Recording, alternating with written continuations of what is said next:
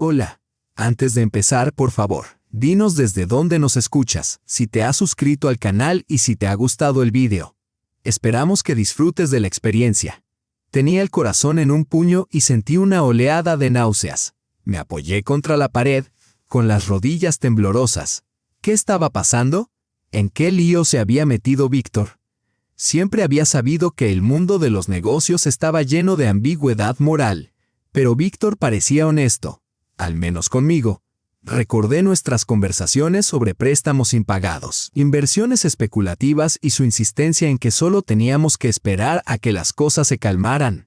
¿Podía ser realmente tan grave? ¿Y qué tenía que ver Lida en todo esto? En silencio, me metí en el baño. Todo a mi alrededor irradiaba lujo, lámparas de araña de cristal, lavabos de mármol, espejos dorados, incluso el papel higiénico tenía un diseño en relieve.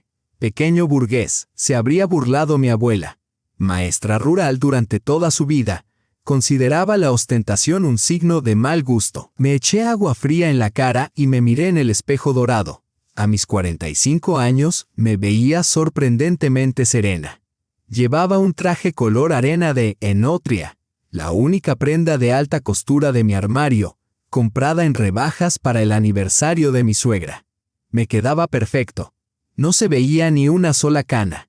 Gracias a Svetlana, la peluquera del salón económico cerca de la estación de metro Akademicheskaya, que siempre guardaba un poco de tinte solo para mí. Pero mis ojos delataban mi miedo. El baño estaba vacío, así que me dejé caer en un banco tapizado en terciopelo burdeos. En el techo, una radio montada en el techo reproducía Million Scarlet Roses de Alla Pugacheva. Fue durante esa misma canción cuando Víctor y yo nos conocimos, en un concierto en 1988 en el Centro Cultural Gorbunov. Yo era estudiante en el Instituto Pedagógico. Él estudiaba medicina, siguiendo la tradición familiar. ¿Te canto esta canción durante el resto de nuestras vidas?, gritó por encima de los aplausos. No, no quiero, respondí. ¿Por qué no?, preguntó desconcertado. Porque es una canción sobre el amor no correspondido, sobre un artista que lo vendió todo para allanar un camino de rosas a una actriz y ella se limitó a reírse. ¿De verdad quieres eso?, él sonrió. Entonces, ¿qué tipo de canción te gustaría? Una sobre el amor mutuo, del tipo que no destruye sino que construye. Esa noche, me acompañó a casa. Un mes después, me presentó a sus padres. Tranquila, Tamara Sergeevna, me susurré a mí misma, tal y como solía tranquilizar a mis alumnos antes de los exámenes. Todo irá bien. Abrí el bolso y saqué un pequeño cuaderno gastado con un sello descolorido del sindicato. Un compañero de mis años de estudiante. Siempre lo había utilizado para anotar pensamientos importantes. Ahora solo necesitaba algo para ocupar las manos. En la última página había un poema escrito por Lida. Un verso de Svetaeva que le hice memorizar en sexto curso. Me gusta que no estés enfermo por mi culpa, sonreí. Quizás mis esfuerzos no habían sido en vano después de todo. Cuando volví, los invitados se preparaban para brindar por la cumpleañera. El pianista había empezado a tocar Victory Day, la canción favorita de Ana Valerievna, una pieza que le evocaba su infancia durante la guerra, a la que hacía referencia tan a menudo que parecía que nunca la había dejado atrás. Si no fuera por la guerra, solía decir, nuestra familia habría tenido aún más honores. Me quedé en el umbral del salón de banquetes, observando la escena desde la distancia. Y entonces vi algo que me heló la sangre. Creyendo que nadie la veía, mi suegra se inclinó discretamente sobre mi asiento y dejó caer algo en mi copa. Una pequeña pastilla blanca se disolvió al instante en el champán. Nuestra familia había decidido celebrar el 70º cumpleaños de Ana Valerievna en un restaurante. Era una ocasión especial, muy significativa para ella. A pesar de sus 70 años, se mantenía erguida como una barra de acero. Los antiguos médicos jefe no suelen aparecer por aquí, solía decir mi marido Víctor, refiriéndose a su madre con una mezcla de orgullo y reverencia. De hecho, esa noche presidía la mesa con el aire de una consultora realizando una ronda por las salas. Su cabello plateado estaba impecablemente peinado. Los pendientes de perlas brillaban bajo sus rizos y se movía con el porte de una bailarina del Bolshoi. Esta mujer siempre había inspirado una curiosa mezcla de admiración e intimidación. El lugar, el Old Moscow, no había sido elegido al azar. Era uno de los favoritos de Anna Valerievna, conocido por su nostálgico ambiente soviético, alfombras carmesí, camareros con pajaritas, pesadas cortinas de terciopelo y un pianista sentado junto a un samovar artificial que tocaba un repertorio impregnado del sentimiento de la era soviética. Incluso el aire parecía impregnado del glamour descolorido de una época en la que restaurantes como este estaban prohibidos para cualquiera que no contara con el respaldo del partido. Ahora, por supuesto, la entrada está permitida a cualquiera, con dinero. La melodía de Tardes en los suburbios de Moscú flotaba por el salón, refractándose en las lámparas de cristal que recordaban la opulencia de la era Brezhnev. «Camaradas, suban la música», gritó Semyon Markovich, primo tercero de mi suegra, que ya iba por su tercera copa de coñac. Antiguo funcionario del partido, todavía llevaba un pin con el perfil de Lenin y se dirigía a todos como camarada, lo que provocaba sonrisas tolerantes entre los invitados más jóvenes. Eché un vistazo a la mesa festiva. Un mantel blanco como la nieve, porcelana fina, copas de cristal que tintineaban al menor roce. Las clásicas ensaladas soviéticas, como la Olivier y la mimosa, acompañaban a los aperitivos gourmet de marisco, una curiosa fusión de épocas culinarias. Los rostros de mis parientes mostraban expresiones de alegría formal, pero yo había aprendido, tras 2 décadas de resistencia, a leer la verdad detrás de sus sonrisas. Conocía bien ese libro, y no era un cuento de hadas. «Tamara, querida, hoy estás un poco pálida», dijo mi suegra, sacándome de mis pensamientos. «Quizá tenga una pastilla en el bolso. Un antidepresivo francés excelente». Lucía majestuosa con un vestido negro adornado con un broche de ámbar, su pieza insignia para ocasiones especiales. Regalo de un paciente agradecido. Un profesor de Kaliningrado, este broche tenía su propia leyenda. La había oído muchas veces, estaba hecho de ámbar real y durante la guerra. Los alemanes intentaron confiscarlo, pero el profesor lo escondió arriesgando su vida. Con el tiempo, la historia había adquirido matices cada vez más heroicos. «Lidochka está radiante hoy», continuó. «Ha salido a Víctor. Tenemos buenos genes». Hizo una pausa significativa. «Es como si nuestra hija de 19 años no hubiera heredado nada de mí». Esbocé una sonrisa ensayada y tragué el familiar nudo que se me había formado en la garganta. Al fin y al cabo, no era el momento de recordar que, 20 años atrás, durante un consejo familiar, me habían dicho que yo no era realmente uno de ellos. Aún podía ver a Margarita Valerievna frunciendo los labios. «Querida, ¿sabes que hay 6 generaciones de médicos en nuestra familia? ¿Y tú? ¿Una profesora? ¿Y tus padres? ¿Un ingeniero y una bibliotecaria?» Pronunció esas palabras como si se refiriera a conserjes. «Somos una dinastía, ¿entiendes? No solo médicos, somos la élite de la medicina rusa». Por un instante, me transporté al día en que llevé a Víctor por primera vez a nuestro modesto apartamento de 3 habitaciones en Cheryomushki. Estanterías que llegaban hasta el techo, un aparador antiguo con la vajilla de mi abuela y el suelo de parqué desgastado que mi padre lijaba con esmero cada 5 años. Sobre el sofá, colgaba una reproducción de Mañana en un bosque de vinos de Shishkin, acompañada de una lámpara de pie Burdeos y un tapete con flecos bajo el teléfono. El hogar por excelencia de la intelectualidad soviética. Víctor miró a su alrededor con curiosidad. Me sonrojé al ver el agujero en la tapicería del sofá que había intentado ocultar con un cojín bordado, y las baldosas agrietadas de la cocina, donde mi madre solía preparar su famoso stroganov de ternera, siguiendo una receta de la revista Rabotnitsa. «¿Cuántos libros?», preguntó. «¿De verdad los leíste todos?». Como si fuera una hazaña asombrosa. La casa de su familia era un gran edificio de la época de Stalin en Kutuzovsky Prospect, con techos de estuco ornamentados, muebles antiguos y una criada llamada Sina, que todavía llamaba a Víctor joven amo, sin una pizca de ironía. Mi suegra me enseñó el apartamento como si fuera un museo privado, mostrando con orgullo las reliquias familiares. Este escritorio era de mi bisabuelo, Leibniz, que trató al mismísimo Alejandro II. Y esto es un César que le regaló a mi abuela el comisario del pueblo para la salud. Mis pensamientos fueron interrumpidos por el tono severo de la hermana de mi suegra, Margarita Valerievna. Es cierto, Tamara, nuestra cosmetóloga, la doctora Rubinstein, dijo ayer que Anya tiene la piel de una treintañera. ¿Te lo puedes imaginar? Los genes y un estilo de vida saludable, añadió mirándome. No el estrés de la escuela. Tenía 75 años. Pero su séquito de cosmetólogos, masajistas y entrenador personal sin duda había dejado huella.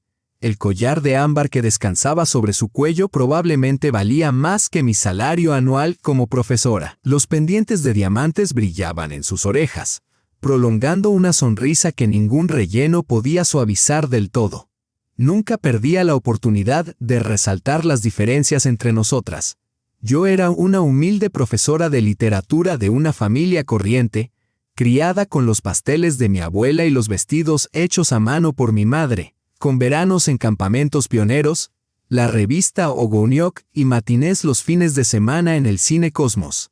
Ellos eran la aristocracia médica, acostumbrados a los privilegios desde la época soviética, con apartamentos en Serebrayonibor y vacaciones en el sanatorio del Comité Central del PCUS en Pitsunda. Margarita nunca se había casado. Afirmaba que simplemente no encontraba a nadie digno. Pero, en realidad, como me confió una vez, se había enamorado de un cirujano de renombre que había elegido a una joven enfermera de una familia corriente. Quizás por eso me guardaba tanto rencor. Le recordaba su propia pérdida. Por supuesto, respondí, levantando mi copa de champán. Era champán francés auténtico, no el soviético de la tienda de la esquina, donde los vecinos hacían cola y los chismes locales fluían libremente. Para las ocasiones especiales, hay que tomar champán auténtico, solía decir mi suegra con un deje de desdén por las bebidas nacionales. Sonreí para mis adentros. Mi padre, un modesto ingeniero, solía decir, no hay nada mejor que nuestro champán soviético, especialmente con arenque sobre pan negro. En ese momento, crucé la mirada con Pavel Valerievich, mi suegro. Era el único de la familia que me trataba con auténtica cordialidad, quizá porque él también era un forastero. Un compañero ingeniero que se había casado con una prometedora doctora. En otra época, había trabajado en una oficina de diseño, elaborando proyectos clasificados para la industria de defensa. Ahora, construía pajareras en su dacha y ayudaba a su nieta con la física. Su barba gris temblaba ligeramente mientras me dedicaba una sonrisa discreta. Detrás de sus gruesas gafas de pasta, vi comprensión. Él sabía lo que significaba sentirse fuera de lugar. En los primeros años de nuestro matrimonio, su madre, una modesta enfermera de un pueblo de provincias, ni siquiera era invitada a las reuniones familiares de Ana Valerievna. Él asintió sutilmente con la cabeza y puso los ojos en blanco discretamente cuando Margarita comenzó a contar su reciente viaje a Karlovy Vary. «Sabes, querida», le dijo a su suegra, «ahora allí solo hay rusos». Apenas registré sus palabras, como si estuviera flotando por Rubliovka en un sueño. «Y con razón», respondió Semyon Markovich. «Nuestra gente debería estar en todas partes. Somos una gran potencia». Víctor estaba sentado al otro lado de la mesa, absorto en una conversación con un primo lejano. Había cambiado notablemente en los últimos 6 meses. Su camisa Brioni todavía le quedaba impecable, pero tenía nuevas ojeras y líneas sombrías en las comisuras de la boca. El Rolex de oro que lucía en la muñeca, un regalo de su equipo por su 45 cumpleaños, brillaba bajo la luz de la lámpara de araña. Siempre me había mirado con cariño, incluso en presencia de su familia. Pero ahora parecía como si se hubiera levantado una fría pared de cristal entre nosotros. Podía verlo, pero ya no podía llegar a él. Llamadas susurradas a puerta cerrada, llegadas tardías a casa, irritación por las cosas más insignificantes. Una vez encontré el pintalabios de otra mujer en el bolsillo de su chaqueta. Una escena tan cliché que podría haber salido directamente de una telenovela de segunda. Cuando le confronté, me espetó. Era de una camarera. Le firmé un autógrafo en una servilleta. Había colonia Dior Addict que yo nunca le había comprado, y el aroma de un perfume desconocido. Lo achacaba al estrés del trabajo. Él decía que la empresa estaba pasando por dificultades, que los años 90 estaban volviendo, insinuando crípticamente el chantaje y un reajuste de influencias. Sin embargo, algo me decía que eso no era todo. Mamá, prueba esta ensalada, lleva la salsa que te gusta. La voz de Lida me devolvió al presente. Me entregó un plato y me fijé en su manicura brillante. Mi pequeña, que antes le gustaban tanto los estilos modestos, ahora se parecía cada vez más a la típica niña privilegiada. Se parecía a su padre en muchos aspectos. El mismo pelo oscuro, la misma mandíbula decidida. Solo sus ojos, azul asiano como los de mi abuela, los había heredado de mí. Qué suerte que hubiera heredado al menos un rasgo de lo que Margarita despectivamente llamaba la mitad inculta de la familia. A pesar de mis esfuerzos por inculcarle el amor por la literatura rusa, la asignatura que yo enseñaba, Lida seguía siendo devota de su abuela. Pero la inteligencia, a diferencia del color de los ojos, no es hereditaria. Lida siempre había sido hija de su padre. Él la llevó a montar en montaña rusa por primera vez en el Parque Gorky, le enseñó a montar en bicicleta en Sokolniki y la llevó al Bolshoi a ver el cascanueces. Ella acudía a él en los momentos de alegría y de tristeza. Yo era el papel secundario en su dúo. Aún recordaba su primer día de colegio. Una niña pequeña con un lazo blanco enorme y un ramo de ásteres, agarrada a mi mano. Mamá, te quedas. Ahora me miraba con la ligera condescendencia de alguien con un futuro brillante por delante y a veces, en su expresión, veía rasgos de mi suegra. Lida estudiaba en la Facultad Internacional de una prestigiosa universidad, un lugar al que había entrado gracias no a mis clases particulares, sino a los contactos de Víctor. Mientras otros padres hacían cola durante horas frente a la oficina de admisiones, nosotros simplemente presentamos su solicitud y el propio rector estrechó la mano de Víctor, llamándolo benefactor de la institución. Sin embargo, Víctor y yo nos habíamos conocido en ese mismo lugar, haciendo cola juntos para conocer los resultados del examen de ingreso. El futuro pertenece a los que saben cómo salir adelante, no a los que leen a Dostoyevsky, me dijo Víctor una vez. Esas palabras me dolieron, pero en el fondo sabía que tenía razón. El mundo había cambiado. Desde la ventana de la escuela donde daba clases, ahora veía una valla publicitaria gigante que decía, «Conviértete en bloguero en 3 meses». Mis alumnos ya no soñaban con ser astronautas o científicos, como nosotros en su día. Ahora aspiraban a ser influencers y emprendedores. ¿Para qué necesitamos a Tolstoy, Tamara Sergeyevna? ¿Cuándo nos va a servir guerra y paz en la vida real? Me preguntaban a menudo, no encontraba respuestas convincentes. Me disculpé y me dirigí al baño, sintiéndome mareada. La tensión y la noche de insomnio previa a la celebración habían pasado factura.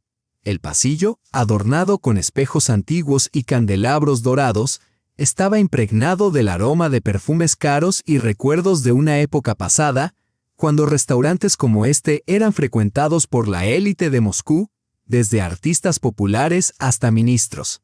En las paredes colgaban fotografías de celebridades, entre ellas Muslim Magomayev, Lyudmila Sikina y Yuri Nikulin.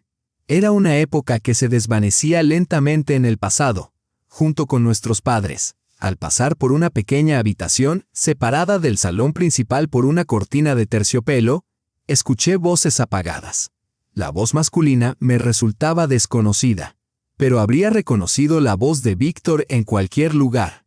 El mismo tono con el que había consolado a la pequeña Lida cuando le dolía la garganta, y el mismo susurro con el que me había declarado su amor en un banco de Sokolniki. Pero ahora su voz sonaba tensa y suplicante. «Se acaba el tiempo, Vitya. O tienes el dinero antes de que termine la semana, o tendremos que empezar a hablar de otra manera». La otra voz se mantuvo tranquila, casi educada, lo que la hacía aún más escalofriante. «Yo me encargaré, solo dame un poco más de tiempo». La voz de Víctor temblaba. Nunca le había oído hablar así. «Tenemos una semana, Vitya, si no, tu hija descubrirá cosas muy interesantes sobre los negocios de su padre. Se me encogió el corazón y sentí un nudo en el estómago. Me apoyé contra la pared para mantener el equilibrio. ¿Qué estaba pasando? ¿En qué lío se había metido Víctor? Siempre había sabido que el mundo de los negocios era turbio, pero Víctor siempre me había parecido honesto, al menos eso parecía. Recordé sus historias sobre préstamos impagados, inversiones arriesgadas y su seguridad de que solo teníamos que esperar. ¿Podía ser realmente tan grave? ¿Y qué tenía que ver Lida en todo esto? Me deslicé silenciosamente hacia el interior del cuarto de baño. Todo allí olía a lujo. Lámparas de cristal, lavabos de mármol, espejos con marcos dorados. Incluso el papel higiénico tenía relieve. Pequeño burgués, habría dicho mi abuela, que había trabajado toda su vida como maestra en una escuela rural y consideraba el lujo una señal de mal gusto. Me eché agua fría en la cara y me miré en el espejo dorado. A mis 45 años tenía buen aspecto. Llevaba un traje clásico color arena de Inotri, la única prenda de alta costura de mi armario, comprada con descuento para el aniversario de mi suegra. Me quedaba perfecto. No se veía ni una cana. Gracias a Svetlana, la peluquera del salón económico que había junto al metro.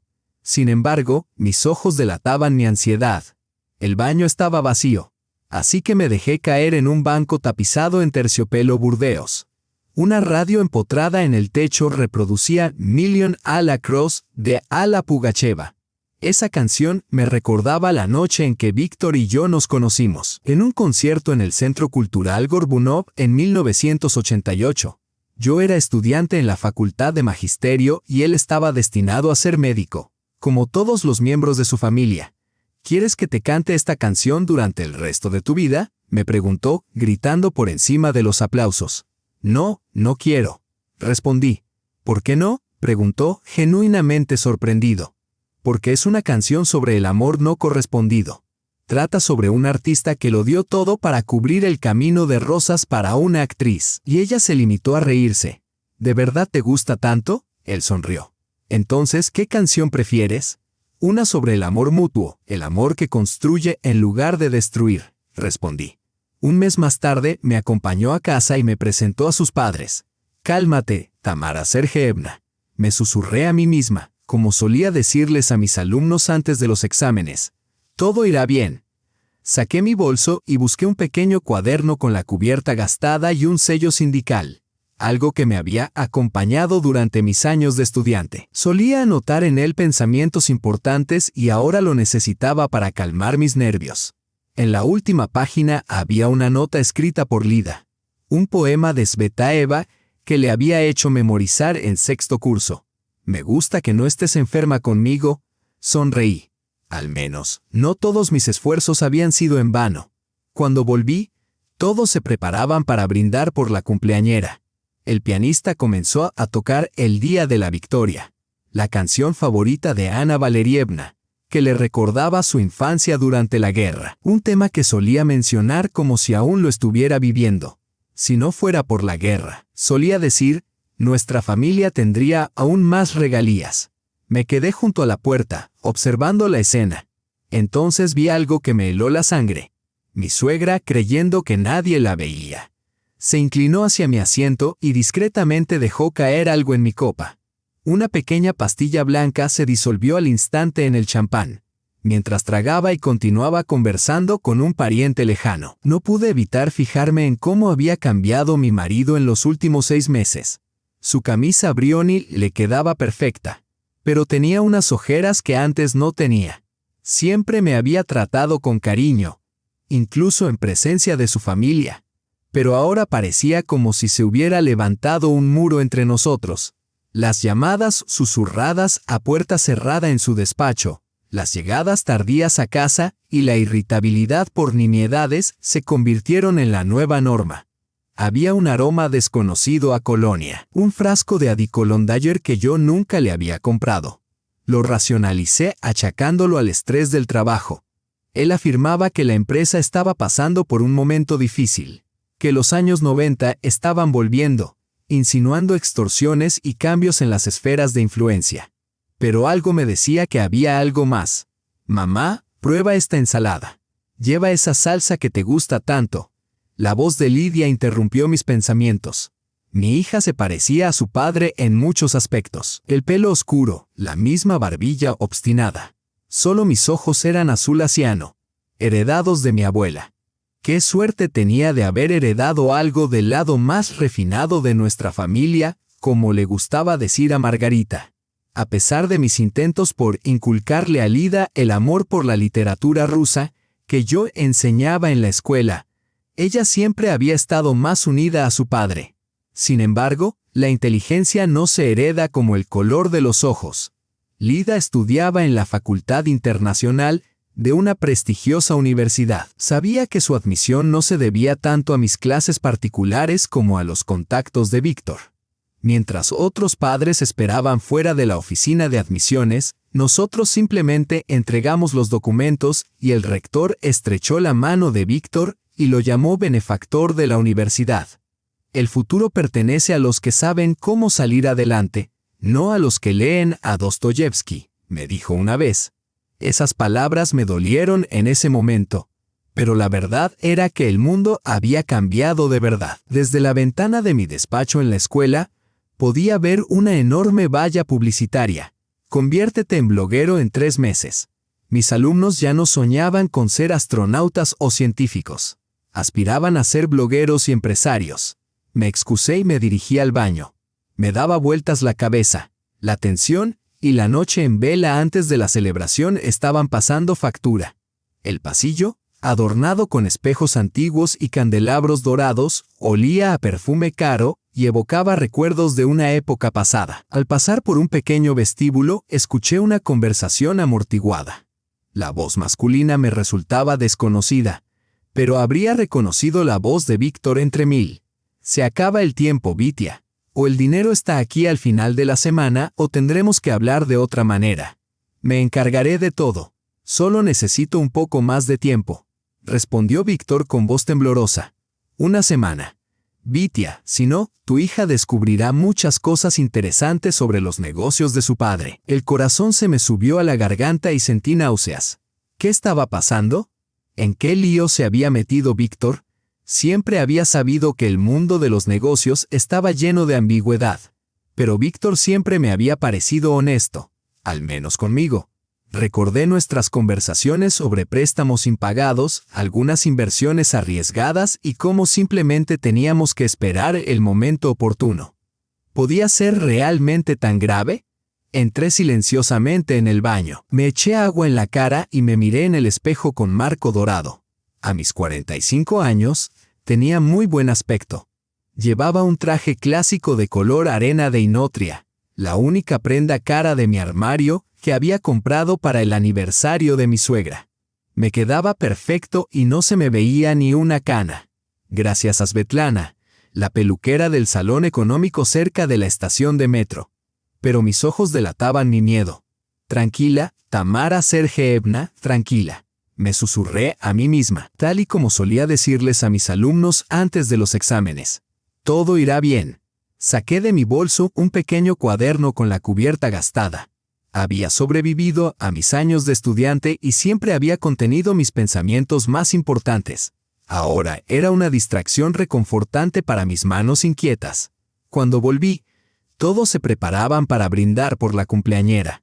El pianista comenzó a tocar El Día de la Victoria, la canción favorita de Ana Valerievna, que siempre le recordaba su infancia durante la guerra. Lo mencionaba tan a menudo que parecía como si aún viviera en aquella época. Me quedé en la puerta del restaurante observando la escena, hasta que vi algo que me heló la sangre. Mi suegra, pensando que nadie la veía, se inclinó hacia mi asiento y dejó caer algo en mi copa. Una pequeña pastilla blanca se disolvió al instante en el champán. Me quedé paralizada, incapaz de creer lo que veía en mis ojos. ¿Qué era eso? ¿Por qué?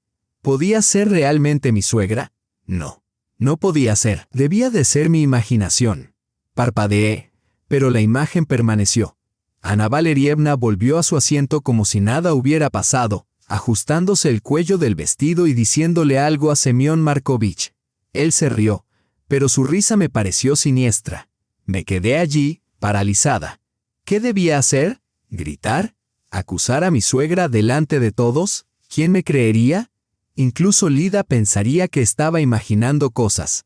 ¿Debería llamar a la policía? Pero ¿cómo podría explicarlo? Creo que mi suegra ha echado algo en mi vaso. No podía decir nada convincente. Nada. El pianista siguió tocando El Día de la Victoria. Pero en mi mente el pánico estalló como una granada. Estaba clavada en el sitio. Mi cerebro barajaba todas las posibilidades. ¿Qué era?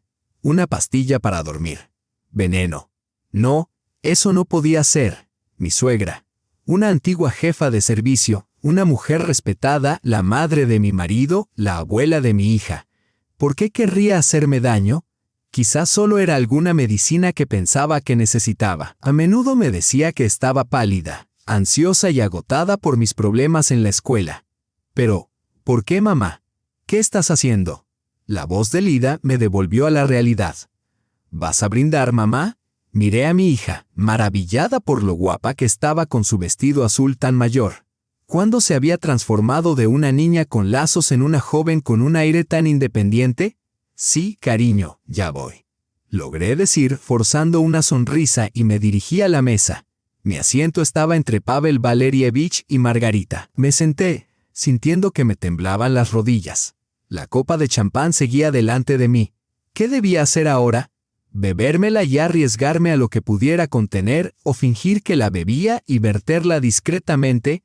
A tu salud, Ania, dijo Pavel Valerievich levantando su copa. Todos le imitaron. Yo también levanté la mía, pero me temblaba la mano y no pude llevarla a los labios. Algo dentro de mí se rebeló. Entonces me fijé en la mirada de Margarita. Sus ojos delataban un desprecio apenas disimulado. Recordé cómo, 20 años atrás, me había espetado en el pasillo del hospital donde trabajaba mi suegra. Nunca pertenecerás a este lugar, campesina. Solo estás de paso. Recuerda mis palabras. Siempre me había despreciado más que a nadie. ¿Pero por qué? ¿Porque le había quitado a su prometido? ¿Porque su vida personal había fracasado, a pesar de formar parte de la élite médica? ¿O tal vez porque simplemente necesitaba a alguien a quien dirigir su odio? Entonces tomé una decisión. Por tu salud, Ana Valerievna, y por ti, querida Margarita Valerievna. Esbocé la sonrisa más sincera que pude y, con sutileza, cambié mi copa por la de Margarita. Ella se había dado la vuelta para hablar con su vecino y no se dio cuenta. Mi corazón latía tan fuerte que parecía que todos los que estaban en la mesa podían oírlo. Pero no fue así. Todos brindaron por la cumpleañera. Fingí dar un sorbo a mi copa de champán. Gracias, queridos, dijo mi suegra, visiblemente emocionada. A mi edad, la salud es la mayor riqueza, y por supuesto, la familia. Mi maravillosa familia. Siguió hablando, pero sus palabras parecían amortiguadas como si las dijera a través de un algodón. No podía apartar los ojos de Margarita. Se lo bebió, mi champán. Se lo bebió de un trago, como siempre, demostrando que, incluso a sus 75 años, podía beber más que los jóvenes. Ahora solo me quedaba esperar. Me sentía como un criminal. Pero, ¿era realmente culpa mía? Solo había devuelto la copa a su legítima dueña. Lo que estaba destinado para mí fue a parar a ella. Justicia en su forma más pura. Mi suegra siguió hablando, lanzándome miradas ocasionales. Esperé, con la ansiedad en aumento. No le encontraba sentido. Brindemos de nuevo por Ana Valerievna, declaró Semyon Markovich, y los camareros se apresuraron a rellenar las copas vacías. Se me había quitado completamente el apetito. Fingí comer, empujando la comida por el plato. Me latían las sienes y me brotaba sudor en la frente. A pesar del aire acondicionado, miré mi reloj de pulsera. Un regalo de Víctor por nuestro 10º aniversario de boda, con pequeños diamantes rodeando el bisel. Por aquel entonces, él aún recordaba esas fechas. Pasaron 10 minutos. Margarita charlaba animadamente con su vecina, riendo y gesticulando. Mi suegra conversaba con Víctor, mirándome de vez en cuando. Pasaron 15 minutos. Ya casi me había calmado. Quizás solo era una medicina inofensiva o incluso vitaminas. O tal vez estaba exagerando. De repente Margarita gritó agarrándose la garganta. Se le quedó el rostro pálido y luego se le llenó de manchas rojas. Ayuda, no puedo respirar. Jade o con acento agudo. Sus ojos se pusieron en blanco. Cundió el pánico. «Llamad a una ambulancia, llamad a una ambulancia», gritó mi suegra, corriendo hacia su hermana. «Está teniendo un ataque, dadle agua». La gente se agolpaba a su alrededor. Pero yo me quedé paralizada por el horror. ¿Qué había hecho? ¿De verdad había veneno en el vaso? ¿Mi suegra realmente quería matarme? «¿Qué le pasa?», gritó mi suegra, apartando a la gente. «Soy médico, déjenme pasar». Pero, a pesar de su formación médica, parecía completamente nerviosa y aterrorizada. No esperaba esa reacción de alguien que acababa de intentar envenenarme. «Es alérgica», intervino Pavel Valerievich. «Debe de ser del marisco, de las gambas. Ania lleva antihistamínicos, ¿no?» No, murmuró mi suegra, con los labios pálidos. Dijo que ya no tenía alergia y que ahora podía comer de todo. Observé la escena desconcertada. Margarita tenía convulsiones. Era aterrador, realmente aterrador. «Atrás, dejadla respirar», gritó una voz masculina, autoritaria y tranquila, que se abrió paso entre el caos. Me di la vuelta. Un joven vestido con un traje gris, probablemente de la mesa de al lado, se acercó a Margarita con rápida determinación. «Soy médico, Tamara». De repente, mi suegro apareció a mi lado. «Vámonos, este no es lugar para semejante escena». Me agarró del brazo y no me resistí mientras me guiaba fuera del salón. En el pasillo se detuvo y me miró fijamente. «Tamara, ¿lo has visto?» Me quedé paralizada. ¿Qué quería decir? «¿Has visto que Ana ha echado algo en tu vaso?», preguntó con voz baja y urgente. Me quedé inmóvil, con la sangre abandonando mi rostro. Era cierto. No era mi imaginación ni mi paranoia. ¿Pero qué significaba? «Escúchame con atención», dijo, hablando rápido pero en voz baja. «Hay una ambulancia de camino, se la llevarán. No vuelvas a casa, ¿me oyes? Bajo ninguna circunstancia. Ve a casa de una amiga, a casa de tus padres, a cualquier sitio menos a casa». «¿Pero por qué? ¿Qué está pasando?», dudó, como sopesando cuánto debía revelar. «Víctor tiene problemas, grandes problemas», admitió finalmente. «Le debe mucho dinero a gente muy peligrosa, y esa gente no va a esperar». Recordé la conversación que había escuchado. Así que era cierto. Pero, ¿qué tenía eso que ver conmigo? ¿Qué tenía que ver el envenenamiento conmigo? Mi suegro miró a su alrededor para asegurarse de que nadie pudiera oírnos y luego susurró. «El seguro, Tamara. Víctor tiene un seguro de vida a tu nombre. Uno muy cuantioso. Y él es el único beneficiario».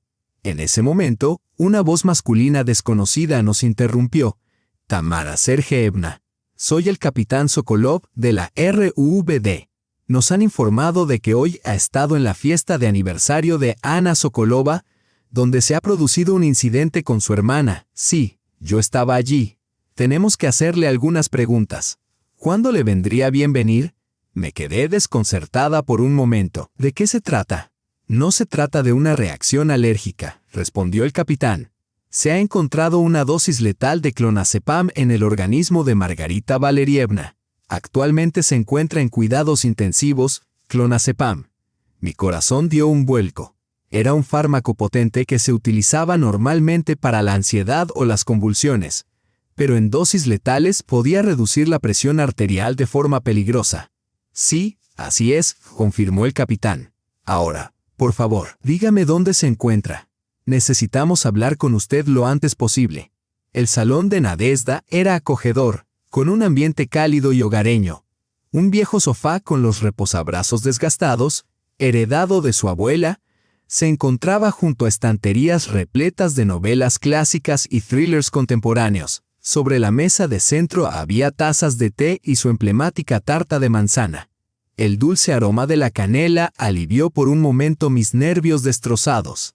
Nadia y yo éramos amigas desde la universidad. Cuando me casé con Víctor, un prometedor hombre de negocios de buena familia, como solía decir mi suegra. Muchos de mis antiguos amigos se distanciaron, algunos por envidia, otros porque pasaba menos tiempo con ellos. Nadia, sin embargo, se mantuvo firme.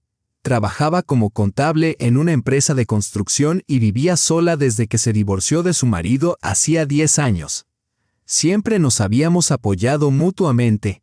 «Bueno, Tomka, vayamos paso a paso», comenzó Nadia con su tono profesional, cuando había un problema que resolver. Tu suegra te dio clonazepam. Eso es 1. Tú cambiaste los vasos con Margarita.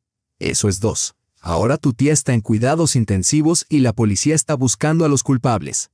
Eso es 3. ¿Estoy en lo cierto? Asentí con la cabeza, mirando por la ventana, tratando de procesarlo todo. Estaba anocheciendo. Las madres recogían a sus hijos del parque infantil en el patio de un viejo edificio de 5 pisos. Era una escena cotidiana, una tarde cualquiera. Y sin embargo, mi vida se desmoronaba ante mis ojos. ¿De verdad crees que tu marido planeaba cobrar el dinero del seguro tras tu muerte? Se tropezó cuando te fuiste. No sé qué pensar, admití con sinceridad. Por un lado, todos los hechos parecían apuntar en esa dirección. Por otro, era demasiado horrible para aceptarlo como verdad. Quizás el médico se había equivocado. Quizás la pastilla era algo inofensivo. Quizás alguien más había echado el clonazepam. Margarita negó con la cabeza. Tama, eres demasiado buena. Siempre has sido así, buscando lo bueno en las personas. Pero los hechos son los que son. Tu suegra puso algo en tu bebida. Tu tía se lo bebió y ahora está en cuidados intensivos. No puede ser una coincidencia. Mi teléfono volvió a sonar. La foto de Lida apareció en la pantalla. Una chica sonriente con un vestido de graduación. Se me hizo un nudo en la garganta. Sí, cariño. Mamá, ¿dónde estás? Te he llamado 3 veces. ¿Por qué tenías el teléfono apagado? Lo siento, cariño, se me debe de haber caído la cobertura. Intenté sonar tranquila. Estoy en casa de Nadia. ¿Cómo estás? ¿Qué tal la fiesta? Oh, olvida la fiesta. Me fui enseguida. Le ha pasado algo grave a la tía Rita. Ella y la abuela están en el hospital, en cuidados intensivos. Papá también está allí.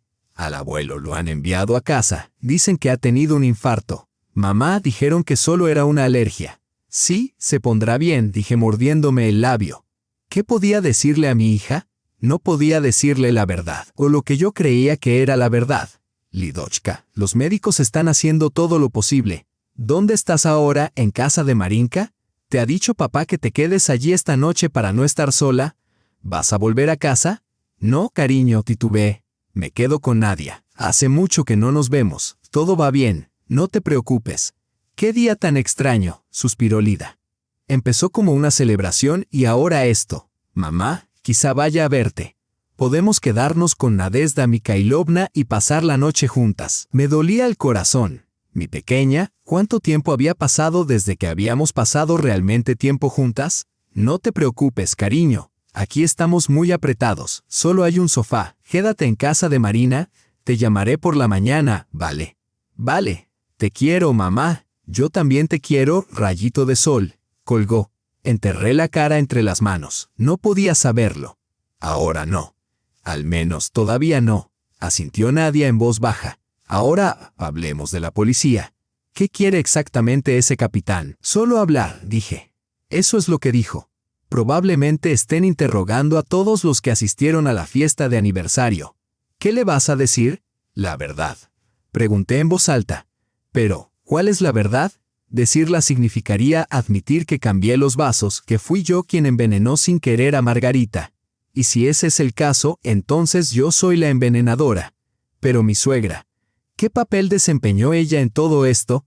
Y si fue deliberado, lo hizo a petición de mi marido para deshacerse de mí. Demasiadas preguntas y yo no tenía respuestas. No sabía si contarle lo que había visto, cómo mi suegra había echado algo en la bebida y cambiado los vasos. Si lo confesaba, podrían acusarme de intento de asesinato o peor aún, implicar a mi marido y a su madre como cómplices. Nadia percibió mi confusión y buscó en silencio una salida. Pero no hay pruebas, dije. Es solo mi palabra contra la de ellos. Y mi suegro dijo que me vio mirando. Así que también debió de ver lo que hacía su mujer. Un escalofrío me recorrió la espalda. Ni siquiera había pensado en Pavel Valerievich. Quizá lo había visto todo. Pero testificaría alguna vez contra su mujer. El teléfono volvió a sonar. Esta vez era un número desconocido. ¿Tamara Sergeyevna? Era el capitán Sokolov. Su voz era formal pero no amenazante. Me gustaría hablar con usted hoy, es importante. Miré a Nadia. Ella asintió levemente. De acuerdo, dije. ¿Dónde y cuándo? ¿Dónde se encuentra ahora? Dudé. pero decidí confiar en mi instinto. Estoy en casa de un amigo. Calle Skolnaya, 15, apartamento 27. Estaré aquí durante la próxima media hora. Exactamente 30 minutos después, llamaron a la puerta. Apareció el capitán Sokolov, de unos 45 años, con expresión cansada pero observadora. Su sencillo traje de civil estaba ligeramente arrugado, como si hubiera estado trabajando todo el día. «Pase», dijo Nadia educadamente. «¿Quiere un poco de té?» «No diría que no», respondió el capitán con una sonrisa cansada. «Ha sido un día largo». Nos sentamos a la mesa. Sacó un cuaderno de cuadros de los que se pueden comprar en cualquier kiosco y comenzó con las formalidades habituales. Confirmó mis datos personales y me preguntó por mi relación con la víctima. Respondí brevemente, omitiendo los problemas familiares más profundos. Luego pasó al meollo del asunto. Tamara Sergeyevna notó algo inusual antes de que Margarita Valerievna se sintiera mal. Dudé. ¿Debía mentir? ¿Decir la verdad? ¿O solo una parte? ¿A qué se refiere exactamente?, pregunté. ¿Inusual en qué sentido? ¿Alguien se acercó a su vaso? ¿Tomó algún medicamento? Volví a mirar a Nadia. Ella me hizo un sutil gesto con la cabeza. «Capitán», dije, optando por un enfoque indirecto. ¿Puedo preguntarle algo? ¿Por qué está tan seguro de que no fue solo una reacción alérgica? ¿Qué le llevó a sospechar que el clonazepam fue administrado intencionadamente? Sokolov me estudió cuidadosamente. «Tenemos razones para creer que no fue accidental», dijo. «En primer lugar, la dosis era demasiado alta. En segundo lugar, había personas en la fiesta de aniversario que podrían tener motivos para hacer daño a Margarita Valerievna». «Pero, ¿quién habría querido hacerle daño?», pregunté. «Quizá el veneno no iba dirigido a ella», dijo en voz baja. «Usted estaba sentada justo a su lado. ¿Es posible que usted fuera el objetivo, Tamara Sergeyevna?» Me quedé sin aliento. ¿Sabía algo? ¿Estaba haciendo conjeturas o tenía pruebas? «Hemos encontrado información sobre una póliza de seguro de vida», continuó Sokolov, ahora más directo. «Una muy cuantiosa, contratada hace 6 meses durante un periodo de graves dificultades económicas para su marido. Naturalmente, esto levanta sospechas. Mi cabeza daba vueltas, así que era cierto. No eran solo las teorías de mi suegro o mis propios pensamientos paranoicos, sino pruebas reales que la policía estaba examinando. «¿Tiene pruebas?», pregunté en un susurro. «No hay pruebas directas», admitió el capitán. «Pero hay suficientes indicios para iniciar una investigación completa». Me miró con tranquila determinación. «Tamara Sergeyevna, quiero ayudarla. Pero para ello necesito la verdad, toda la verdad». Respiré hondo y empecé a hablar. Le conté lo de la pastilla que mi suegra había puesto en mi vaso, cómo había cambiado instintivamente de vaso con Margarita, y lo que mi suegro había dicho sobre el seguro. El capitán escuchó sin interrumpir tomando notas en su libreta. «¿Y cambiaste los vasos, así, sin más?», preguntó cuando terminé. «¿Por capricho?». «No lo sé», admití. «Fue impulsivo. No creí que fuera nada peligroso. Pensé que quizá era una pastilla para dormir para avergonzarme en la fiesta. O algo inofensivo pero humillante. Un laxante, tal vez. ¿A Ana Valerievna le gustan las bromas crueles como esa, pero veneno? No. Nunca creí que fuera capaz de llegar tan lejos». «¿De verdad lo haría?», preguntó el capitán Sokolov en voz baja. «¿Por qué no? Margarita Valerievna se encuentra actualmente entre la vida y la muerte. Una sobredosis de clonazepam en esa cantidad constituye un intento de asesinato. Si hubieras bebido de ese vaso, no estaríamos teniendo esta conversación». Un escalofrío me recorrió la espalda. «¿Cree que Víctor le pidió a su madre que se deshiciera de mí? Está ahogado en deudas muy graves. He oído que está involucrado con gente bastante desagradable. Y esa gente no espera eternamente». «Dios mío», susurré. «Mi hija Lida no sabe nada de esto». «Al parecer, no», me tranquilizó el capitán. «Pero ahora su seguridad puede correr peligro. Sobre todo si los Sokolov se dan cuenta de que su plan ha fracasado y de que usted podría saber algo». «No le harían daño a Lida», dije con convicción. «Víctor la adora. Y su madre también. Nunca le harían daño». «Me gustaría creerlo», respondió el capitán. «Pero si fuera usted, no correría ese riesgo». «Tamara Sergeyevna, Me gustaría ofrecerle protección policial y proponerle que nos ayude a resolver este caso. ¿Qué quiere decir exactamente con colaborar? Garantizaremos su seguridad y, a cambio, usted nos ayudará a reunir las pruebas que necesitamos contra los verdaderos autores. Es la única forma de demostrar que se trata de un intento de asesinato y no de un trágico accidente. Miré a Nadia en busca de apoyo. Ella me apretó la mano con fuerza. ¿Qué le pasará a Margarita?, pregunté. Está mejorando poco a poco, respondió. Su estado es estable, pero sigue grave. Los médicos están haciendo todo lo posible. Debe de estar muy preocupado, dije. Yo soy el responsable de que ella esté así. Si no hubiera cambiado los vasos, dijo el capitán con gravedad, usted estaría en su lugar y nosotros no estaríamos hablando ahora. Pero Tamara Sergeyevna, esto no es culpa suya. Actuó por instinto sin saberlo. Se protegió a sí misma. ¿Qué debo hacer ahora?, pregunté después de un momento. En primer lugar, no vaya a su casa. En segundo lugar, no le diga a su marido ni a su suegra dónde está. En tercer lugar, acceda a cooperar con nosotros. Necesitamos reunir pruebas. Pero, ¿qué tenemos realmente? Solo mi palabra. No solo eso. Tenemos la póliza de seguro, los problemas económicos de la familia, el acceso de su suegra al Lofelin y a su suegro, que puede haber sido testigo de algo. ¿Cree que Pavel Valerievich testificaría contra su propia esposa? Quizás, si entiende que la alternativa podría ser que su hijo fuera a la cárcel. En ese momento mi teléfono volvió a sonar. Era Víctor. Miré al capitán, indecisa. Contesta, dijo. Pero no reveles tu ubicación ni con quién estás. Intenta averiguar qué saben sobre el estado de Margarita. Respiré hondo y descolgué. Sí, Vitia. Tamara, ¿dónde estás? La voz de mi marido sonaba tensa. He llamado a Nadezhda, pero no contesta. Nadia levantó las cejas, sorprendida. No había llamadas en su teléfono.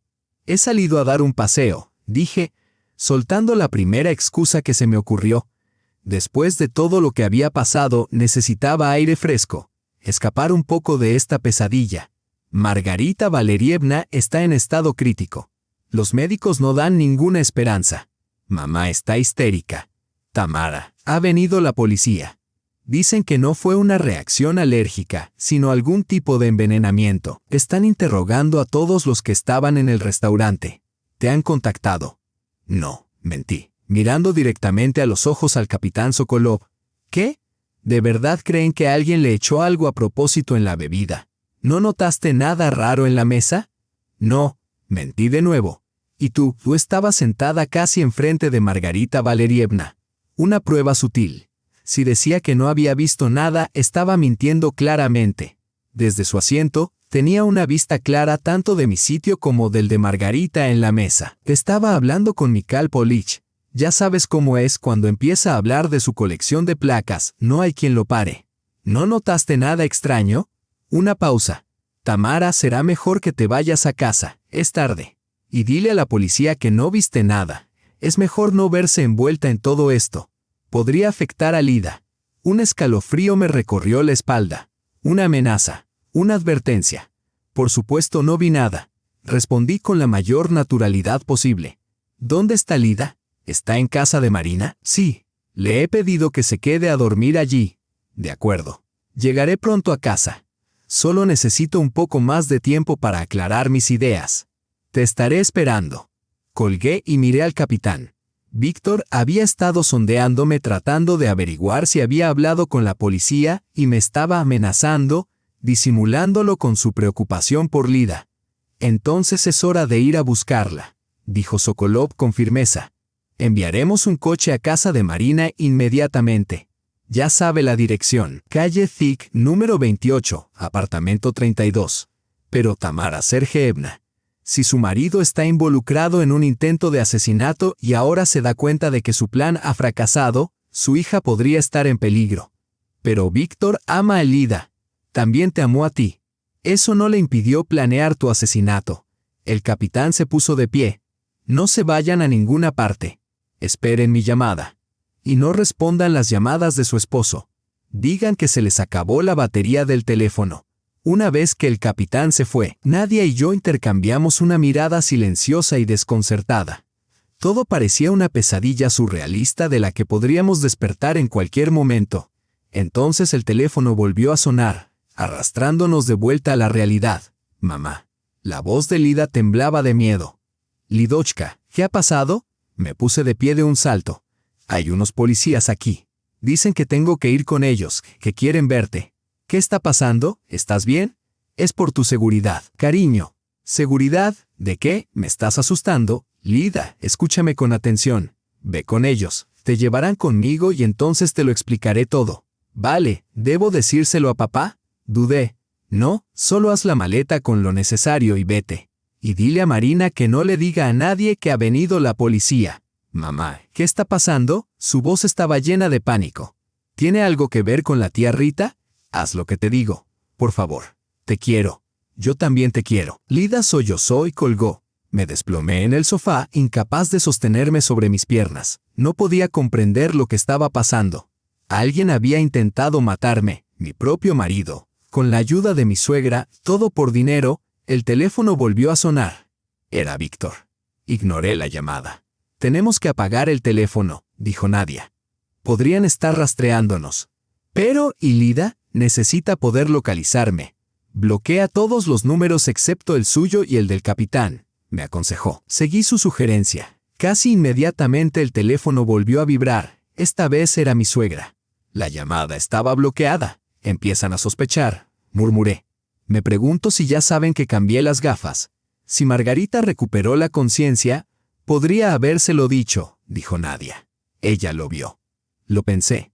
Efectivamente, Margarita se había girado hacia su vecina justo cuando hice el cambio. ¿Se dio cuenta? ¿Estaba tan absorta en la conversación que no se dio cuenta? ¿O lo vio por el rabillo del ojo? El teléfono volvió a sonar. Esta vez era un número desconocido. Respondí vacilante. Tamara Sergeyevna, soy el capitán Sokolov. Hemos encontrado a su hija. Está a salvo. La estamos trayendo. Exhalé aliviada. Gracias, capitán. ¿Hay alguna novedad? Sí. Margarita Valerievna ha recuperado la conciencia y ha prestado declaración. Dice que vio cómo cambiabas los vasos. Un escalofrío me recorrió el cuerpo. Ahora yo era la principal sospechosa. No exactamente, continuó el capitán. También dijo que vio a Ana Valerievna echar algo en tu vaso y que ella lo sabía de antemano. No podía creer lo que estaba oyendo. Sí, confirmó. Es más complejo de lo que pensábamos. Margarita afirma que estaba al tanto del plan de su hermana y tu marido. Se oponía a él e intentó disuadirles. Probablemente por eso Ana no parecía especialmente alterada cuando su hermana resultó herida. Dios mío, susurré. ¿Qué clase de familia es esta? Prepárate, llegaremos enseguida. 15 minutos más tarde llamaron a la puerta. Lida estaba en el umbral, pálida, con los ojos enrojecidos por el llanto y vestida con una chaqueta que se había puesto a toda prisa. Junto a ella había un joven policía uniformado. He traído a la niña, tal y como me ordenó. El capitán llegará más tarde. Todavía está ocupado con otros asuntos. Lida se abalanzó sobre mí y rompió a llorar, como una niña en busca de consuelo. Mamá, ¿qué pasa? ¿Por qué ha venido la policía a buscarme? ¿Dónde está papá? ¿Qué le ha pasado a la tía Rita? La abracé con fuerza y le acaricié el pelo, como hacía cuando venía a mí con sus preocupaciones infantiles. Pero este dolor no tenía nada de infantil. Ven, le dije.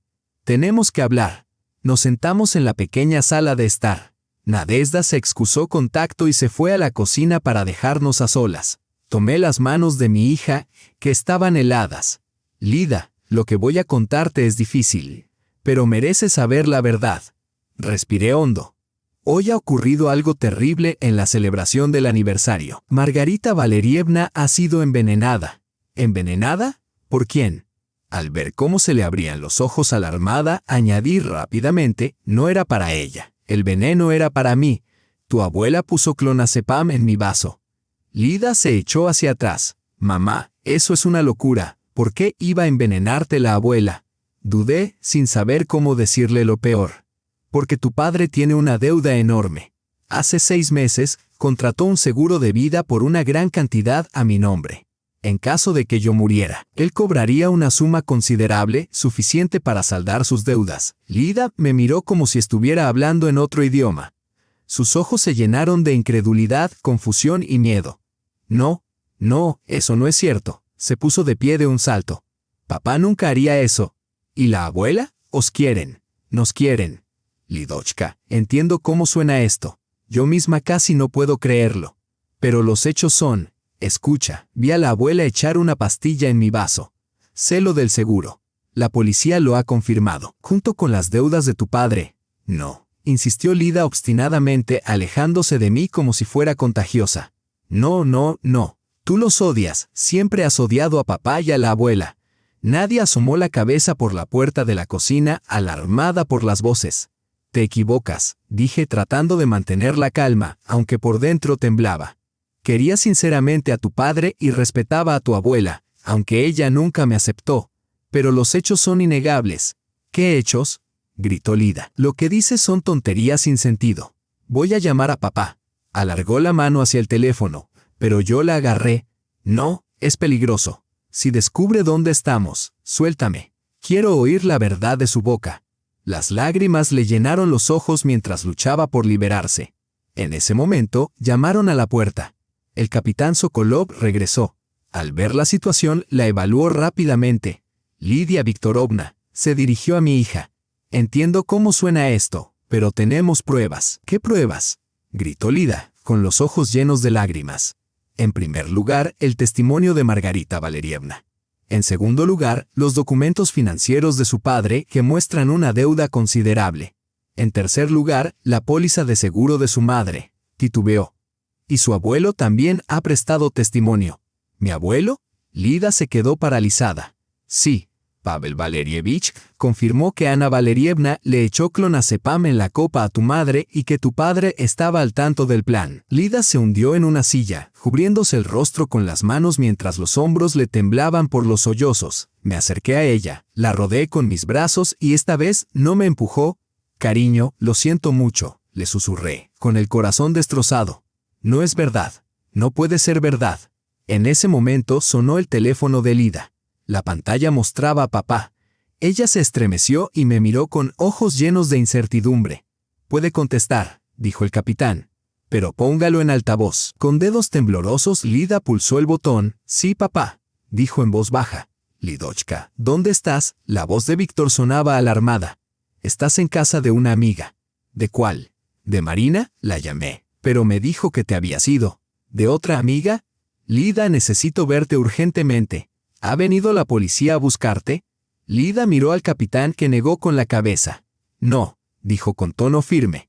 Escucha con atención. Si viene la policía, no vayas con ellos y no digas nada. Diles que quieres un abogado. Es muy importante. Papá, ¿qué ha pasado? ¿Hay algún problema con la tía Rita? Están buscando a mamá para interrogarla, pero ha apagado el teléfono. A mí también me están llamando. Esto es una locura. Pero podría destrozar a nuestra familia. No quieres ese tipo de problemas, ¿verdad? No quiero problemas, respondió Lida en voz baja, mirándome fijamente a los ojos. Bien, entonces dime dónde estás. Iré a buscarte. Negué con la cabeza, desesperado. Ahora no puedo decírtelo. Te llamaré más tarde. De acuerdo, dijo él, haciendo una pausa. Noté que el rostro del capitán se endurecía. Lida, ¿estás con tu madre? Sí, respondió ella. El tono de Víctor se endureció de repente. No, espetó. No me mientas, gritó y Lida se estremeció. Nunca le había hablado así. ¿Dónde estás, Víctor Pavlovich? Intervino el capitán Sokolov. Tu hija y tu mujer están bajo protección policial. Te conviene acudir inmediatamente a la comisaría y prestar declaración. Se produjo un largo silencio antes de que la voz de Víctor, ahora teñida de furia, lo rompiera. Tamara, te arrepentirás de esto. Y tú, Lida, lo hice todo por ti. ¿Y tú? La llamada terminó abruptamente. Lida se quedó inmóvil, con la mirada perdida en el vacío antes de encontrar lentamente mi mirada. Es verdad, ¿no? Todo es verdad. Papá quería matarte. Me temo que sí, respondí en voz baja, abrazando con fuerza a mi hija. Tenemos que irnos, dijo el capitán Sokolov. Víctor Pavlovich puede rastrear el teléfono de Lidia. Te llevaremos a un lugar seguro. ¿Y papá? Preguntó Lida, secándose las lágrimas. ¿Qué va a pasar con él? Si se entrega y coopera, podría ayudar en su caso. Pero si intenta esconderse, las consecuencias serán terribles. El intento de asesinato conlleva una pena muy severa. Y la abuela Ana Valerievna también ha sido arrestada, añadió el capitán. Ella lo niega todo y afirma que la pastilla era solo un sedante. Pero las pruebas confirmaron la presencia de clonazepam en los restos de la bebida del vaso de Margarita Valerievna. Observé a mi hija, que parecía envejecer ante mis ojos. Su inocencia infantil, su confianza en un mundo seguro, todo se había hecho añicos en un instante, igual que mi vida. 20 años de matrimonio y nunca había conocido realmente al hombre con el que los había compartido. No tenía ni idea de lo que era capaz de hacer. Prepárense, instó el capitán Sokolov. Lleven solo lo imprescindible. El coche espera abajo. Nadia preparó apresuradamente una pequeña bolsa con lo básico, mientras Lida se aferraba a un bolso que contenía su teléfono, la cartera y algunos cosméticos. Esperad, dije, deteniéndome en la puerta. Tengo que coger algo. Saqué un pequeño cuaderno de mi bolso con la cubierta gastada por el uso. Era el mismo que había conservado toda mi vida. Al abrirlo por la última página, encontré un poema de Sveta Eva escrito con la letra de Lida. Me gusta que estés enferma, no yo. Me gusta estar enferma, no por ti. Una sonrisa entre lágrimas se dibujó en mi rostro mientras pasaba los dedos por las palabras. Ese cuaderno contenía registros de toda mi vida, incluida la receta de la tarta de manzana de mi abuela, la misma que me había ayudado a superar los momentos más oscuros. Quizás ahora me ayudaría a mí. Salimos al aire fresco de la noche. El aroma de las lilas y las hojas frescas llenaba el aire. En algún lugar lejano se oía música. La gente seguía con su vida, celebrando, divirtiéndose, ajena al caos que nosotros estábamos viviendo. Nuestra vida se había dividido en un antes y un después, y yo no tenía ni idea de lo que nos esperaba. Pero una cosa era segura. Lida y yo lo afrontaríamos juntas. Nos alojaron en un modesto hotel a las afueras de la ciudad, en una habitación pequeña y sencilla con 2 camas, un televisor y una nevera pequeña. En otras circunstancias, habría fruncido el ceño al ver el papel pintado descolorido y la moqueta gastada. Pero ahora solo podía concentrarme en nuestra situación. El hotel estaba gestionado por el Ministerio del Interior y se utilizaba para alojar temporalmente a testigos. Quédate aquí, no salgas, no hagas ninguna llamada, nos ordenó el capitán Sokolov. Uno de nuestros agentes estará apostado en la puerta. Mañana volveré para tomarles declaración. Una vez se marchó, Lida y yo nos quedamos solos en un silencio opresivo. Mi hija se sentó en el borde de la cama, con los brazos alrededor de los hombros, como si tuviera frío, a pesar del aire sofocante de la habitación. No sabía qué decir. ¿Cómo se puede consolar a alguien cuyo mundo se derrumba a su alrededor? Me senté a su lado y le rodeé los hombros con el brazo. Todo irá bien, ya lo verás. Como mamá, me preguntó mirándome con los ojos enrojecidos por el llanto. ¿Cómo va a ir todo bien? Papá está fugado. La abuela ha sido detenida. La tía Rita está en cuidados intensivos y el abuelo ha testificado contra su propia esposa. Esto es una pesadilla. Le acaricié el pelo, tratando de encontrar las palabras adecuadas. ¿Pero qué podía decir? La verdad era demasiado cruel. Sabes, a veces suceden cosas en la vida que no podemos prever ni controlar, pero siempre podemos elegir cómo responder. Podemos derrumbarnos o podemos hacernos más fuertes. ¿Por qué ha hecho esto, papá? Preguntó Lida con voz temblorosa. Nos quería, te quería, ¿verdad? Os quería, suspiré, luchando por encontrar una respuesta. Pero a veces las personas hacen cosas terribles no porque sean malas, sino porque creen que no tienen otra opción. ¿Y la abuela? ¿Por qué accedió a ayudarle? Es médico.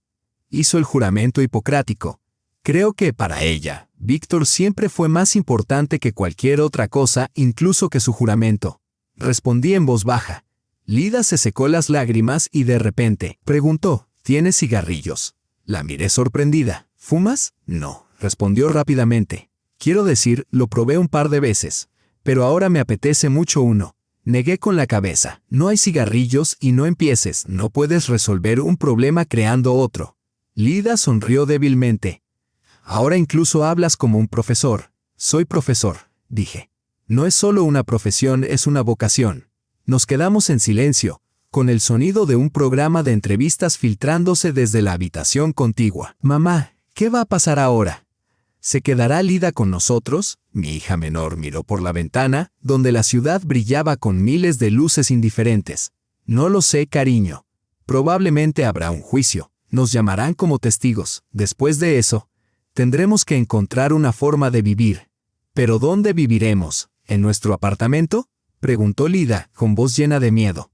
«Nuestro apartamento de 3 habitaciones en la zona residencial lo compramos con el dinero de Víctor, o más bien, con el préstamo que él pidió y del que yo era avalista. Los pagos se hacían desde su cuenta». «No lo sé», respondí en voz baja. «Quizá tengamos que buscar otra cosa, algo más modesto». «¿Y qué pasa con la universidad?», preguntó Lida con los ojos reflejando el miedo a un futuro incierto. La matrícula era cara. «Ya se nos ocurrirá algo», dije, tratando de parecer segura. «Quizá podamos cambiarte a una universidad pública o pedir un préstamo para tu educación. Al fin y al cabo, eres inteligente. Podrías haber entrado por tus propios medios si hubieras querido». La verdad sonaba dudosa y pude ver la preocupación en sus ojos.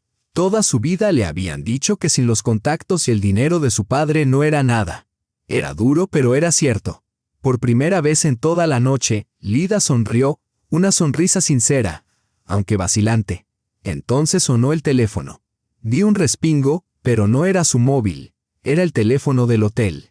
«Sí, Tamara Sergeyevna», respondí. «Tenemos noticias. Han detenido a su marido. Intentaba volar a Minsk. Hemos dado la alerta en todos los aeropuertos». Me invadió una extraña sensación de alivio. Al menos ahora no estaba huyendo. Ya no era una amenaza para nosotros. «¿Qué dice?». «Aún no ha dicho nada. Exige un abogado. Pero el hecho de que haya intentado huir lo dice todo. Y su suegra lo niega todo. Afirma que la pastilla era solo un somnífero para ayudarla a descansar después de un día largo». Hubo una pausa. «Hay algo más. Margarita Valerievna quiere verla. No sé por qué quiere verme, pero insiste en que es importante. Si estás de acuerdo, puedo llevarte al hospital mañana». Dudé. ¿Ver a una mujer a la que casi mato, aunque fuera sin querer? «Está bien», dije finalmente. «Mañana, mañana». Cuando colgué, Lida me miró con ojos interrogantes. «Han detenido a papá», le dije. «Y mañana tengo que ver a la tía Rita. Está consciente y quiere verme. No sé por qué. Quizá quiera preguntarte por qué cambiaste las gafas». «Quizá», respondí encogiéndome de hombros. «Lida, tenemos que dormir. Ha sido un día muy largo». Nos fuimos a la cama, pero no pude conciliar el sueño. Oí a Lida dar vueltas en la cama. «Mamá», su voz rompió el silencio. ¿Y si papá no es culpable después de todo? Quizá todo sea un error». La entendía. Se aferraba desesperadamente a la esperanza de que su padre no fuera un criminal, de que no hubiera intentado matar a su esposa y de que todo esto fuera un terrible malentendido. «Esperemos a ver qué pasa», le dije en voz baja. «La policía lo aclarará». «Ya sabes», continuó Lida, como si no me hubiera oído. «Quizá papá no sabía lo que planeaba la abuela. Quizá lo hizo ella sola. Ella nunca te quiso. Todo es posible». «No quiero discutir ahora», respondí. «Esperemos a ver qué dice la investigación». En la oscuridad, oí a Lida sollozar en silencio, con la cara hundida en la almohada.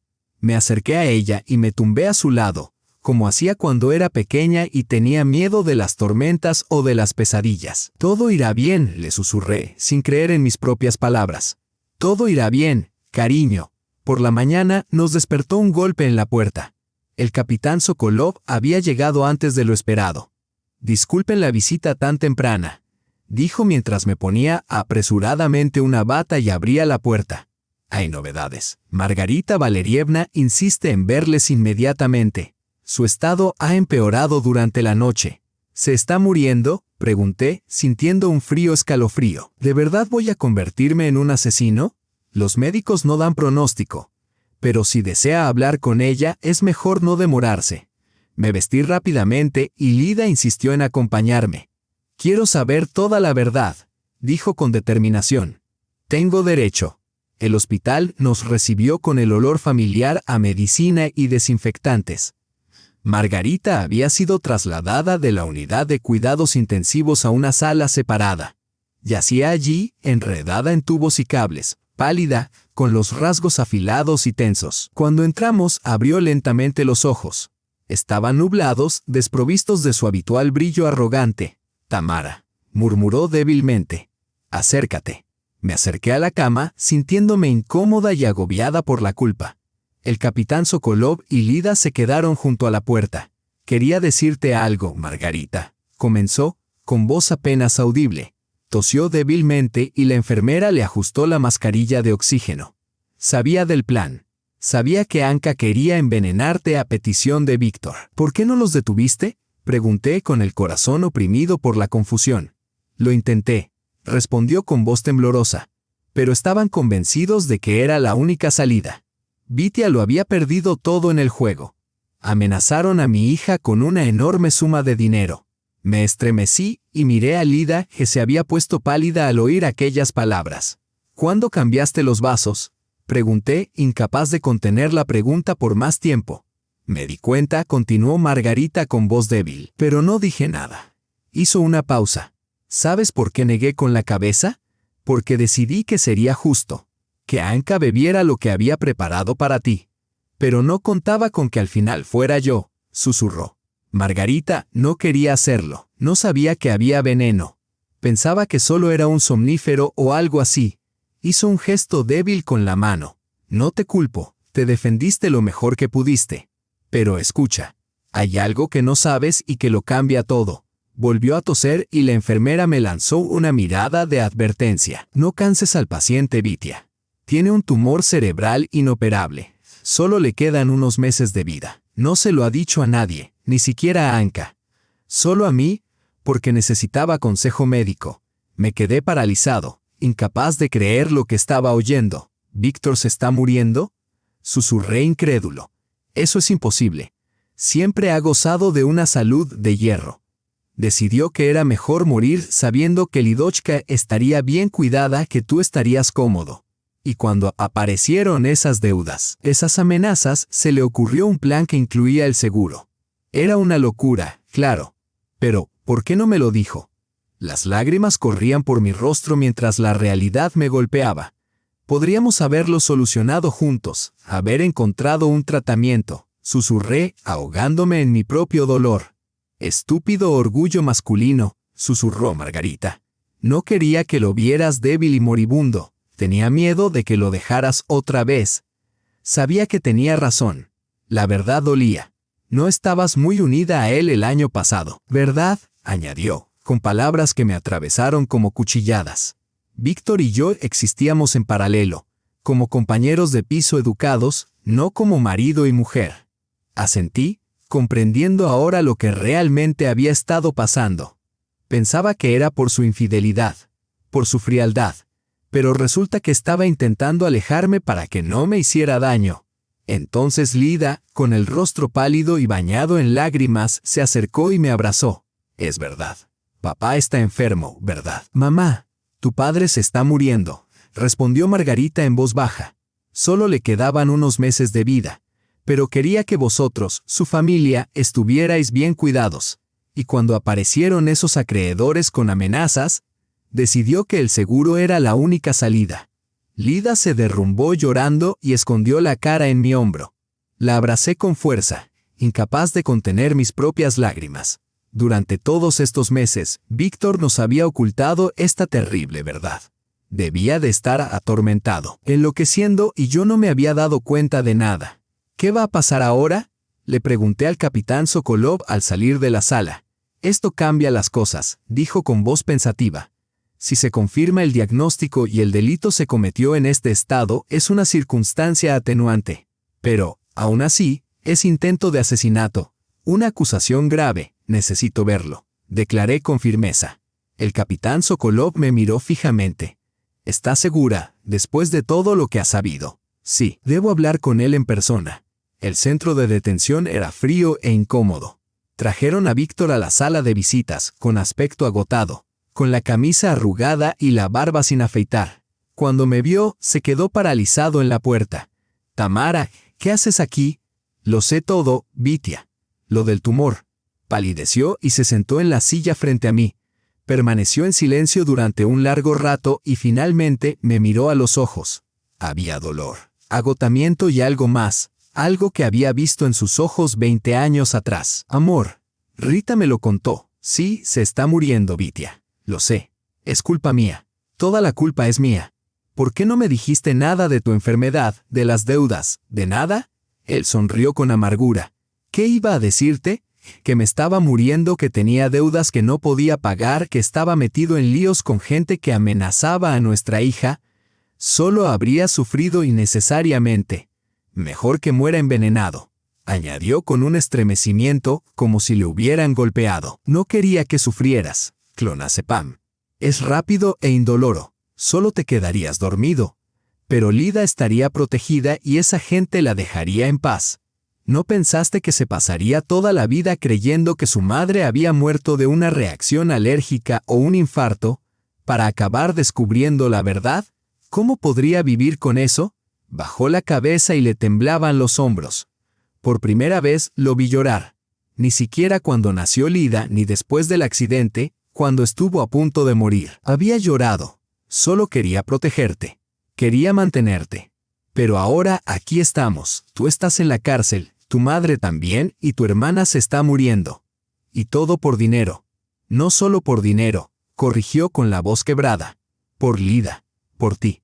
Para que estuvieras a salvo. Me miró con los ojos enrojecidos por las lágrimas. Esta gente va en serio. Les debo tanto que nunca podré pagárselo. Y cuando me enteré del tumor, solo busqué una salida. Me convencí de que acabar con todo era la única solución. No entiendo cómo hemos llegado a este punto, murmuré, abrumado. Nos quedamos en silencio durante un largo rato. Mi corazón estaba dividido entre emociones contradictorias. La ira, el resentimiento y la confusión luchaban con la compasión e incluso el amor. Algunos de los sentimientos que una vez compartimos aún perduraban en lo más profundo de mi ser. Quiero que sepas, dijo finalmente con la voz quebrada, que te amé. Siempre te amé, incluso cuando parecía que nos habíamos distanciado. Lo sé, respondí en voz baja. ¿Qué pasará ahora, Vitia? El tribunal. La cárcel, dijo con una triste sonrisa en los labios. Es poco probable que viva lo suficiente para ver el veredicto. Las últimas pruebas han revelado que me queda muy poco tiempo. Quizás haya un tratamiento en Israel, pero ya lo he probado todo en Alemania. Tamara, he hecho todo lo que he podido. Pero hay cosas que simplemente no se pueden arreglar. Me tocó la mano con delicadeza. Perdóname por todo. 12 meses después, el sol se filtraba a través de las cortinas transparentes de la cocina de nuestro nuevo apartamento. Pequeño, pero acogedor. Solo un piso de 2 habitaciones en un edificio antiguo no muy lejos de mi colegio. Después de todo lo que nos había pasado a Lida y a mí, tuvimos que empezar nuestra vida casi desde cero. Vendimos nuestro antiguo apartamento para pagar las deudas de Víctor y saldar el préstamo bancario. Nos quedaban pocas pertenencias de aquella vida, solo libros, fotos familiares y algunos recuerdos sentimentales. Serví té en 2 tazas, nada especial, solo té negro. No de una pastelería. Solo había unas galletas de aniversario que había comprado el día anterior en el supermercado. La caja en la que venían ahora contenía documentos importantes y llaves. Era el único recuerdo material de nuestra vida pasada. Mamá, ¿has visto mi boletín? Lida entró en la cocina alisándose el pelo mientras caminaba. No lo encuentro. En tu carpeta azul, sobre la mesa. Lida asintió y se sirvió un poco de té. Durante el último año había madurado y se había vuelto más seria. Después de todo lo que había pasado, se había trasladado de una prestigiosa universidad internacional al departamento de psicología de la Universidad Estatal. Quiero entender por qué la gente hace esas cosas, me había dicho entonces. ¿No estás estudiando para el examen? Le pregunté, observándola distraídamente mientras removía el té. Un poco, pero el profesor Kuznetsov es un buen tipo. No nos pone exámenes difíciles. Mamá, ¿vas a ir hoy a casa del abuelo? Sí, después del trabajo. ¿Quieres venir conmigo? Lida lo pensó un momento mordiéndose el labio. Si tengo tiempo después del examen. Hoy es su cumpleaños. Sí, claro. Pavel Valerievich había sufrido mucho después de todo lo que había pasado. Había sufrido un infarto y había caído en una profunda depresión. Ahora vivía solo en su apartamento de Kutuzovsky Prospect, el único vestigio de su antigua vida. Rara vez salía y no hablaba con nadie excepto con Lida y conmigo. Su testimonio en el juicio había ayudado a reducir la condena de Anna Valerievna. En lugar de 10 años, recibió 6. Sin embargo, teniendo en cuenta su edad, seguía siendo mucho. El juicio de Víctor nunca se celebró, falleció un mes antes de que comenzara. El tumor era inoperable. Lida y yo pasamos sus últimos días con él en el hospital. Fue difícil, doloroso y extraño, pero era lo que había que hacer. Al fin y al cabo, Víctor había sido mi marido durante 20 años y el padre de mi hija. Margarita Valerievna llamó ayer. Me dijo, Lida está en Israel. Me sorprendió. ¿Qué quería decir después de todo lo que pasó? Margarita había sobrevivido, aunque los efectos del envenenamiento aún persistían. Se había ido a Israel a vivir con un pariente lejano. Lida llamaba de vez en cuando, pero siempre evitaba tener conversaciones profundas conmigo. La entendía bien, no había nada extraño en ello. Me preguntaba cómo iban mis estudios y cómo te iban las cosas a ti. Sonreí. Al fin y al cabo, hay algo en las personas, incluso en las complicadas como Margarita Valerievna. La próxima vez que llame, dale recuerdos de mi parte, le dije. Lida asintió, dio un sorbo al té y mirando por la ventana preguntó de repente, «Mamá, ¿alguna vez lo has pensado? ¿Y si no hubiera cambiado los vasos entonces, si hubiera bebido lo que me puso la abuela?» De vez en cuando, preguntas como esa resurgían entre nosotras, fragmentos del pasado que aún lograban entrometerse en nuestra nueva vida. A veces pienso en ello, respondí con sinceridad. Pero, ya sabes, creo que todo sucede por una razón. Aquellas, en el restaurante, actué por instinto, algo dentro de mí, quizá el instinto de supervivencia se activó, y ahora estoy aquí contigo. En cuanto a papá, estaba terminal. Lidochka se habría marchado tarde o temprano. Era la única forma de que saliera a la luz la verdad sobre sus deudas y las personas que lo amenazaban. La policía pudo localizarlos y neutralizarlos. Así que, tal vez, no fue un accidente después de todo. Lida terminó su té, dejó la taza sobre la mesa y asintió con la cabeza. Probablemente tengas razón. Bueno, tengo que irme. Te llamaré cuando esté libre. Tal vez podamos visitar al abuelo juntos. Cuando mi hija cerró la puerta, me quedé sentada en la cocina un momento, mirando por la ventana. La primavera había llegado por fin. Los árboles estaban adornados con hojas verdes frescas y delicadas, y los niños jugaban en el jardín. La vida normal que una vez había anhelado. Una llamada telefónica interrumpió mi ensimismamiento. «Hola, Tamara Sergeevna», dijo una voz masculina desconocida. «Le llamamos desde el centro de detención número 2. Anna Valerievna Sokolova solicita reunirse con usted». Me quedé desconcertada. «¿Por qué?», pregunté. «No lo sé», respondió la voz secamente. «Pero insiste. Dice que es muy importante». Dudé. Reunirme con mi suegra después de todo lo que había pasado me parecía innecesario. ¿Qué podría querer decirme? ¿Más acusaciones, reproches, excusas? Pero algo dentro de mí me impulsaba a ir. Tal vez era hora de cerrar este capítulo, como dicen los psicólogos modernos, de pasar página. «Está bien», dije finalmente. «¿Cuándo puedo ir?» «Cualquier día durante el horario de visitas, de 9:12 de la noche a 5:12 del día». Decidí irme justo después de nuestra conversación. No tenía sentido posponer lo inevitable. La prisión me recibió con sus sombríos muros grises, el fuerte olor a desinfectante y una sensación de desesperanza. A mi suegra la acompañaron a la sala de visitas, con aspecto demacrado, el pelo corto y gris, vestida con el sencillo uniforme de la prisión. La grandeza que una vez tuvo había desaparecido por completo. No la había visto desde aquel día en el restaurante ni durante el juicio, ni después. «Hola, Tamara», dijo con voz cansada, pero aún autoritaria. «Gracias por venir». «Hola, Anna Valerievna», respondí, tratando de mantener la neutralidad. «¿Querías verme?» «Sí», dijo con voz grave. «Quería pedirte perdón». La miré con asombro. Nunca antes esta mujer orgullosa había pedido perdón. A nadie. «No me queda mucho tiempo», continuó. «Cáncer, 3er estadio, y antes de morir, quiero limpiar mi conciencia». Por un momento sentí lástima, Pero luego mi mente se remontó a aquella noche y a la pastilla blanca disolviéndose en el vaso. ¿Qué es exactamente lo que quiere decirme?, pregunté. Lo del clonazepam, titubeó. No fue idea de Nevitina, fue mía. Me quedé paralizado, no me lo esperaba. Sí, él me habló de su enfermedad, de sus deudas, de cómo quería mantenerte con ese dinero y yo se lo sugerí.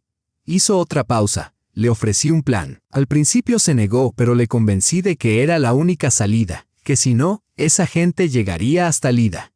Y él aceptó. Me quedé en silencio, asimilando el peso de sus palabras. Víctor no había querido matarme. Había tenido dudas. ¿Y si no hubiera sido por mi suegra? ¿Por qué me cuentas esto ahora?, pregunté. Porque no quiero que Lida pase su vida pensando que su padre era un monstruo. Era un hombre débil, confundido y enfermo, pero no un monstruo. Fui yo. Yo lo empujé, y viviré con eso el resto de mis días. Nos quedamos sentados en silencio. A través de la ventana de la sala de visitas, podíamos ver un trozo del cielo claro y libre de primavera. Te perdono, dije finalmente, sorprendida por mis propias palabras. No por ti, sino por nosotros, para que podamos seguir adelante. A mi suegra se le llenaron los ojos de lágrimas. Por primera vez en mi vida. Gracias, dijo simplemente. Al salir del centro de detención, me sentí ligera y tranquila, como si me hubiera quitado un gran peso que había estado cargando todo el año. Saqué mi teléfono y marqué el número de mi hija. Lida, ya eres libre. Vamos juntas a casa del abuelo y luego quiero contarte algo importante. El sol primaveral me calentaba la cara. Me esperaba una nueva vida. No sería fácil, sin el lujo y el glamour del pasado, pero sería real. Sería nuestra. Esa noche, tuve un sueño. Víctor y yo, jóvenes de nuevo, estábamos haciendo cola para conseguir un autógrafo de Alla Pugacheva. Él me sonrió y me dijo, «Sabes, solo cantaré buenas canciones para ti, canciones de amor que no destruyen, sino que construyen». Me desperté con una sonrisa. La vida continuaba y sin duda, tendría buenas canciones. Si te ha gustado la historia, haz clic en el botón me gusta y suscríbete al canal. Tu apoyo nos motiva a crear historias más cautivadoras cada día. No te pierdas el nuevo video que aparecerá ahora mismo en la pantalla principal. Te deseamos lo mejor y que seas feliz.